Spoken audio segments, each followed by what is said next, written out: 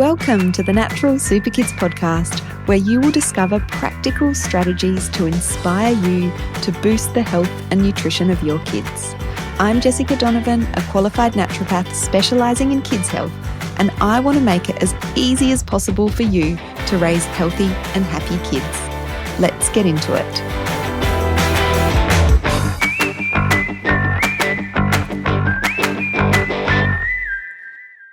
Hello, everybody. Welcome back to the podcast. So we are continuing our series on immunity and those pesky winter infections that are causing so much chaos and havoc among families in Australia at the moment, and I'm sure in other places around the world as well. There just seems to be so much sickness around at the moment, and we are certainly getting loads of questions from, our Instagram followers, our members, clients booking in about how can I boost my kids' immune system to avoid all of these bugs that are going around at the moment. So last week's episode, we focused on why your kids get sick so often and what you can do about it. And this week, I want to talk about some of the things that our kids are exposed to, and some of the lifestyle kind of habits that we have that are actually depleting our kids' immune systems. And this is really important to address. Obviously boosting our kids' immune system is really important, making sure that they are getting all of those really good ingredients, nutrients, healthy lifestyle habits to boost their immunity. But if we're just focusing on that and they have these things that I'm going to be talking about today in their diet, in their lifestyle, and that's, slowly depleting or eating away at their immune system, if you like, then, we're not going to get the most effective result from the things that we're doing to boost their immune system. I use this analogy when I'm talking about gut health, it's like a leaking bucket. We can do all of those things to build up, to fill up the bucket, to make sure our kids' immune systems are as healthy as possible.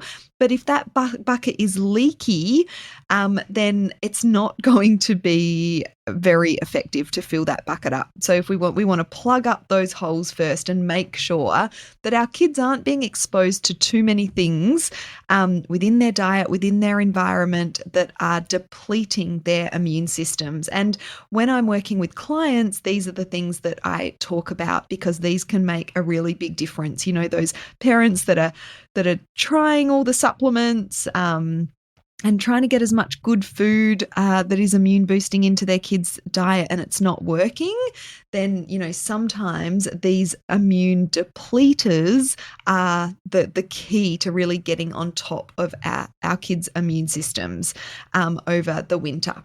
So today I specifically want to talk about 3 of the things that I see really commonly that are weakening your child's immune system, and that's leaving them more vulnerable to infections that they are inevitably exposed to when they go to school, when they go to daycare. And because their immune systems are still developing, they're much more likely to get sick and get symptoms from these bugs than we are as adults. So the first thing I want to talk about is the S word, sugar. We all know that sugar is not great for our kids. We've seen firsthand how it can affect our kids' behavior when they've eaten too much sugar, and, can make them crazy, can make them moody, can affect their sleep. But did you know that sugar also has a direct negative effect on the immune system?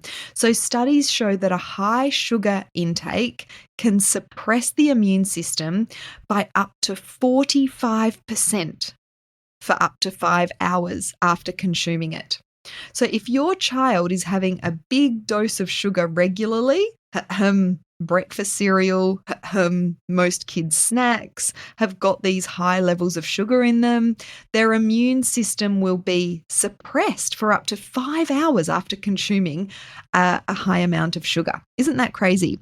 So what this means is, physiologically, is that a process within the immune system called phagocytosis phagocytosis, where the immune cells kind of gobble up the bugs, is suppressed when our kids have a high sugar meal or snack for up to 5 hours. So when they're exposed to viruses or bacteria, they're much more likely to get sick, because this process of phagocytosis is part of the innate immune system. And this is the part of the immune system, as we talked about in last week's episode, that our kids rely heavily on, because their adaptive immunity hasn't yet developed or is still developing. And so this basic form of immunity, where the white blood cells, the neutrophils particularly, are cruising around in the blood and gobbling up anything that they see that is suspicious, that whole process is suppressed when our kids eat high sugar meals or snacks. So we want to be reducing our kids' sugar intake. It's one of the best things that you can do for their immune system. But when we talk about reducing sugar, it's easier said than done. You know, sugar is everywhere, but it's mainly the simple, refined, processed sugars that we want to look out for. So on a food label, anything that ends with an OSE is a sugar. So maltose, sucrose, glucose, dextrose, these are all examples of sugar. It gets really tricky because there are many, many, many different names for refined sugar. And so when you're looking at a food label, it's not always, just the S word, the sugar word that we want to be looking out for. So one hint is to look for those words that have OSE on the end, and that they are all sort of forms of sugar.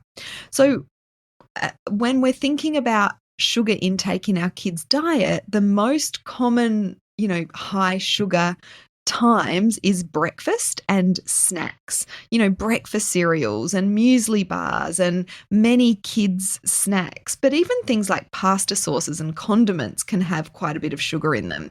But as a first step, if we're just really moving away from a sugary breakfast cereal to a more whole food breakfast option, that could just be some porridge with some honey and maybe some nuts and seeds and fresh fruit in there. That is a much better option than a boxed cereal that contains lots of refined sugar.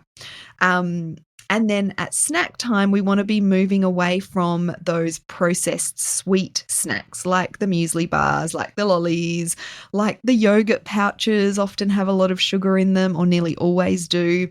So if we can make our own snacks for our kids, if we can do some baking on the weekend or even some bulk baking once a month and pop everything in the freezer, that is going to be a big step towards reducing our kids' sugar intake. As long as you're doing healthier baking options, we can really we can control how much sugar is going in. So we can greatly reduce the amount of sugar that goes into things like muffins or homemade muesli bars that can be really easy to make.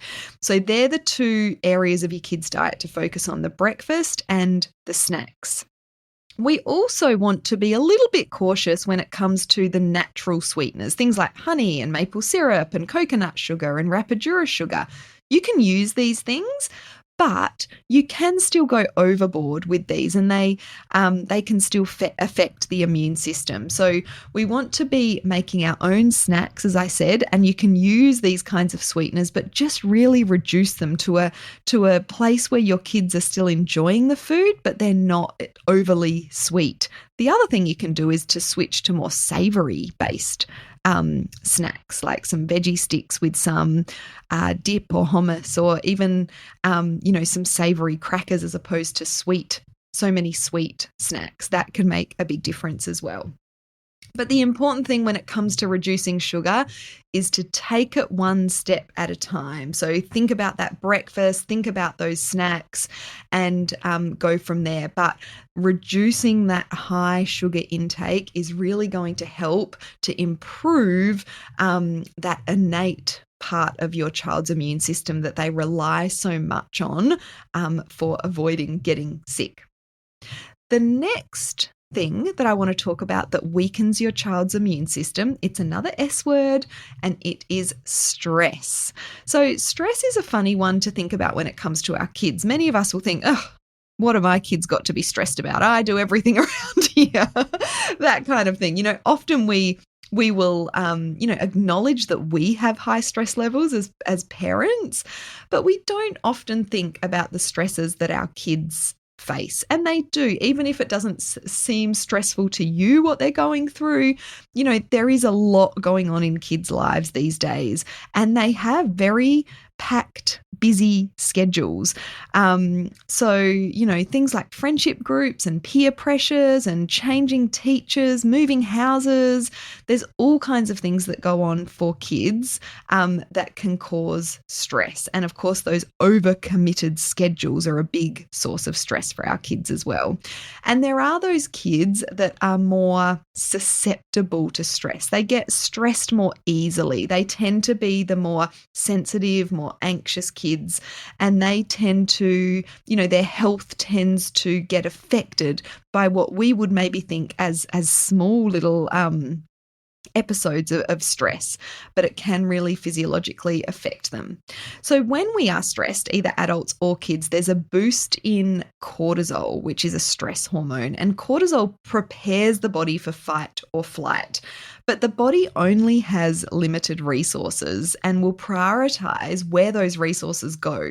So when stress hits, it will pull nutrients and resources from the immune system and the digestive system to use for this stress response, which is why, stress can affect our kids' immune systems. So there are two simple ways to help your child cope with stress. The first is to clear their schedule if and where you can. Make sure that they have time for unstructured play. It's good for them to come home from school a few afternoons a week and not have any plans, to be able to rest. Let them be bored. It's actually very good for their nervous systems to have that downtime. I guess the struggle is, and I think this is why this is one of the factors why parents are kind of tending towards those overcommitted schedules, is because technology is such a pull when you're at home. So when kids have phones and iPads and laptops, when they're at home, that's their kind of source of entertainment. So having boundaries around screen time is really important. That's a whole nother episode.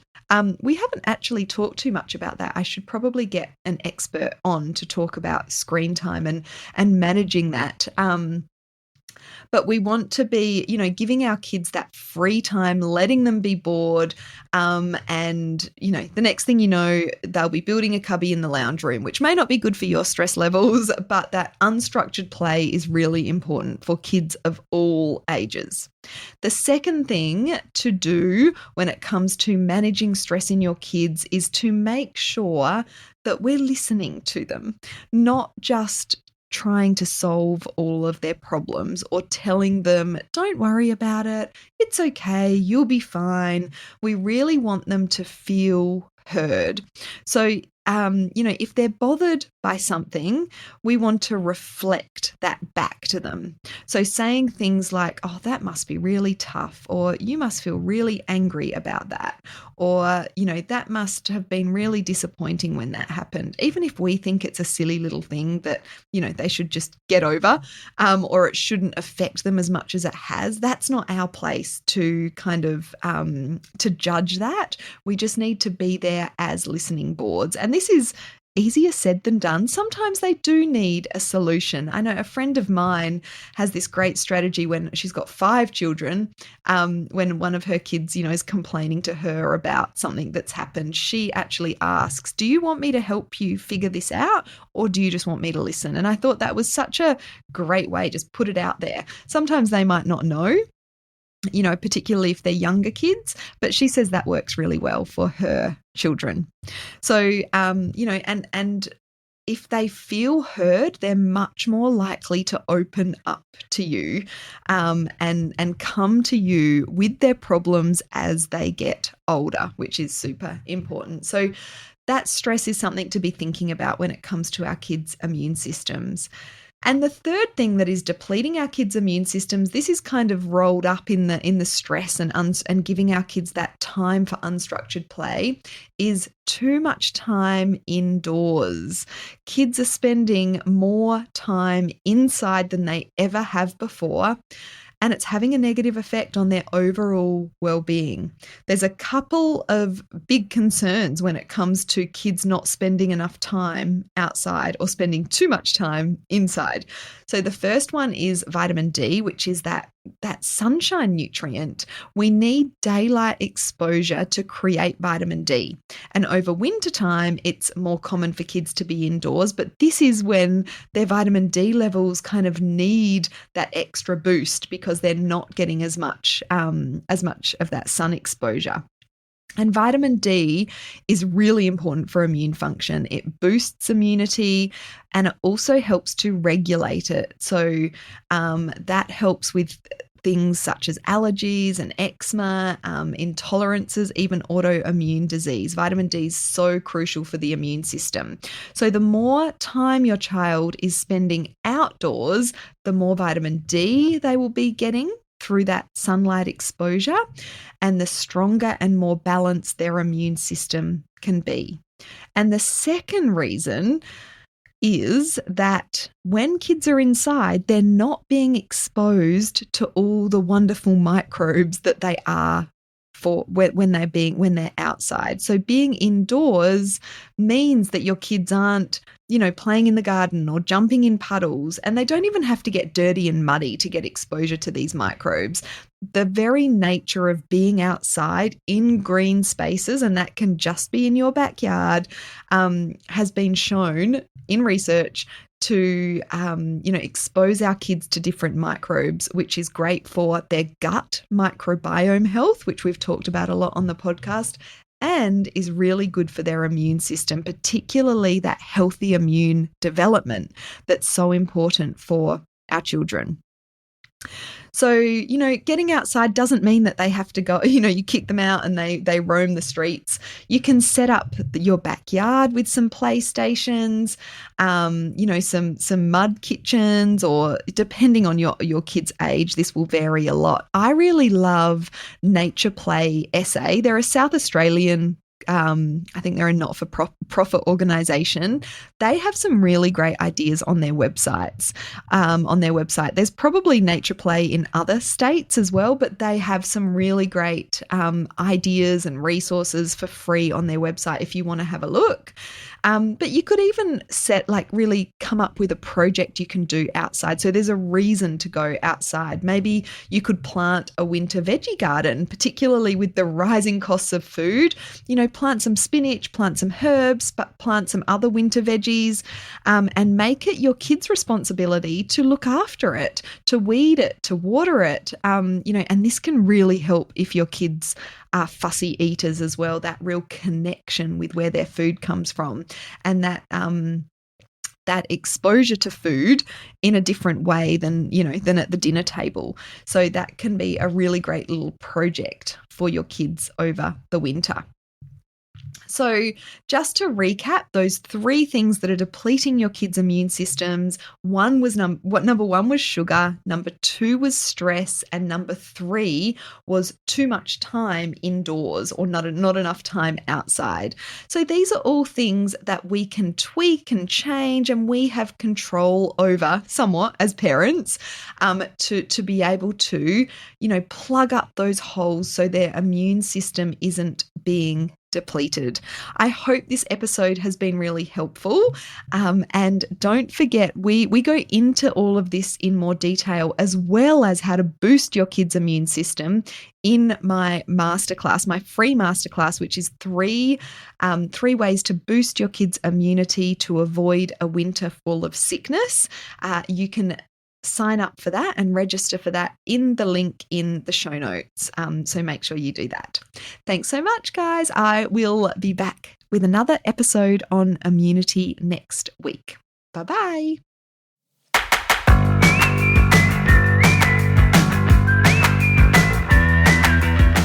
Thank you so much for joining me on the podcast today. Head on over to our website, naturalsuperkids.com, for the show notes for this episode, as well as a whole heap of inspiration to help you raise healthy and happy kids. I'll see you next week.